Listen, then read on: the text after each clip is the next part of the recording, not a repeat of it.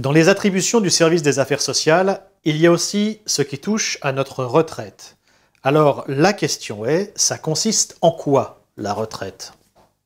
On laisse la parole à notre expert. Allez, 3, 4.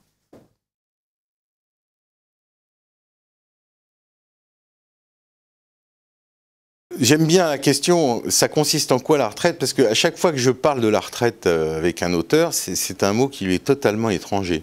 Parce que pour un auteur, le travail ne s'arrête jamais. Au fond, la notion de retraite chez l'auteur, c'est qu'il s'agit plus de sécuriser la vieillesse que d'assurer une retraite. Un auteur ne prend pas sa retraite, il créera toute sa vie, mais que sur la fin de ses jours, il a besoin d'être accompagné et sécurisé. Voilà.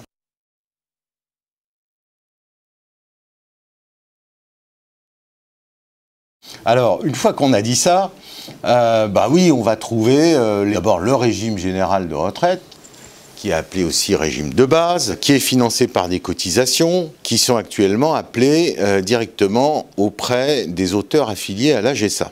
Et ça permet de générer ce qu'on vient d'appeler les trimestres, c'est les sacro-saints trimestres. Voilà, c'est la question sur la retraite, c'est j'ai mes trimestres ou j'ai pas mes trimestres quand on fait le bilan.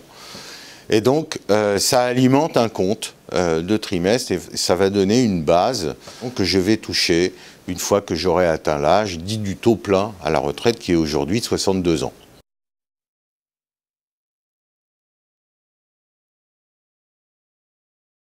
Alors ces régimes, il y en a un qui s'appelle le RAP, le régime des artistes auteurs professionnels. Il y en a un autre qui s'appelle le RACL, le régime des auteurs-compositeurs lyriques. Il y a un autre régime pour les personnes qui sont dans la sphère du théâtre, de l'art dramatique. Et ce régime s'appelle le RACD.